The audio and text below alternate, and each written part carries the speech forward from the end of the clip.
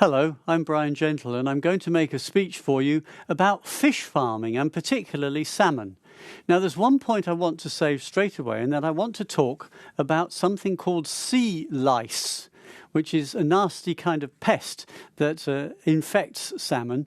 And so if you don't know what to say, just say a nasty pest or something similar, and hopefully that will do. And now I'll begin. Ladies and gentlemen, what do you think the United Kingdom's biggest food export is? Well, as you might have guessed from the title of the subject, the answer is salmon. In particular, salmon produced in Scotland. Since the year 2014, this has been Britain's biggest food export. Before that time, it was sweets and chocolate, but now salmon, which is perhaps a healthier option. Scotland produces about 160,000 tonnes of salmon every year. That may sound impressive, but I would just say that the world's biggest producer of salmon is Norway, and they produce 1.1 million tonnes of salmon a year, so Scotland's contribution is less than 10%. Nevertheless, Scottish salmon is something special. It is it's perceived as a high-quality product. Obviously, this salmon is not wild salmon, it is farmed. It's farmed, the fish are kept in cages in the water, a bit like battery hens, I suppose. But efforts are made to ensure that the fish, at least in the cages in Scotland, are not jammed in too tightly, so they have room to swim around. As the fish can swim around, they develop more muscle fat, and more muscle, I beg your pardon, and therefore less fat. And this lean fish attracts a higher price on the market. So Scotland can charge 10% above the average price for their salmon. This very lean fish is extremely popular in Southeast Asia, and that includes China as well.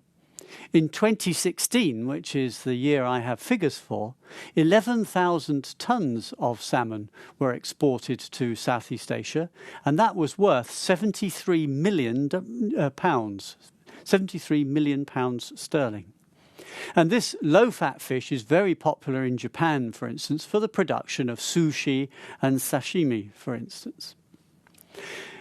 Scottish salmon is also very popular in the European Union. In that same year, Scotland exported 35,000 tonnes to other EU countries. Of course, as I said, Scottish salmon is of high quality, and its good reputation is helped by a somewhat unusual ally, namely the Scottish whisky industry. Because it seems that these two might not work together very well, although personally, if I had a glass of whisky and a bit of smoked salmon, it would be very pleasant. Yet, because of the fact that the Scotch whisky industry is considered to be high quality, a lot of people conclude that, well, if the whisky is good, the salmon must be good as well. And that has helped the salmon industry to export its products so effectively. Nevertheless, fish farming is not something that is universally welcomed by everybody. Environmentalists have been particularly concerned about some of the issues surrounding the farming of salmon. You might think that this might be just a form of scaremongering, but it seems to be sufficiently important because the Worldwide Fund for Nature, the WWF, have listed fish farming as a priority issue which they want to deal with. They mention 5 issues, although I personally think some of them overlap somewhat. Let me explain what those issues are. Firstly, there's the question of chemicals. These fish are fed antibiotics for 2 reasons. Firstly, because it helps them to grow more quickly. But secondly, because as these fish are so close together, there's a real risk that they might catch certain diseases, and therefore the antibiotics are supposed to combat that. But the cages are just in rivers or in the sea, and the water flows in and out of them. So the antibiotics get out of the cages and start to pollute the rivers and seas around and have an effect on the marine life. The second problem they raise is escapes, because some of these salmon actually get out of the cages and then compete with wild salmon for the same scarce feed resources, which of course is a problem for the environment because all of a sudden there are much more salmon in the river than there would normally be. The third problem has to do with the way that these fish are fed. They are fed a highly nutritious diet, and some of that food is not actually eaten by the fish, but actually, again, gets out into the surrounding water. At the same time, this high concentration of fish in a small space reduces the level of oxygen in the water.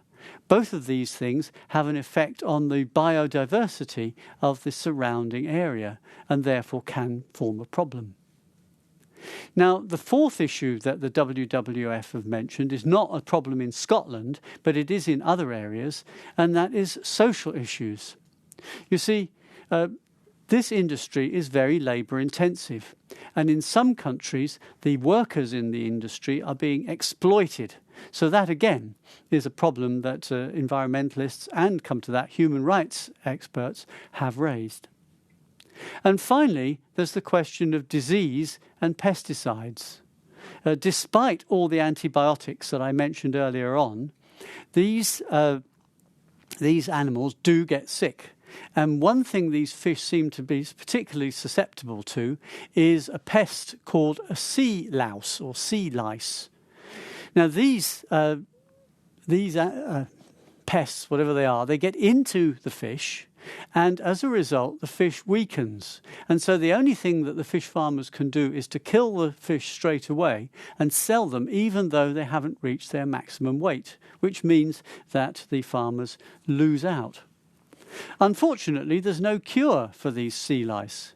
People have had various ideas. Put them in bigger cages deeper in the water where the lice won't survive, for instance. Or introduce other fish which would eat the sea lice, which works in theory, but these fish prefer to eat the feed that's there for the salmon. Plus, the salmon actually like to eat these fish, so it doesn't work very well. What we should do, therefore, is to continue enjoying our salmon. I don't think we have to say we won't eat salmon anymore, but let's be responsible and ensure that the fish that we eat come from farms which are properly managed. Thank you.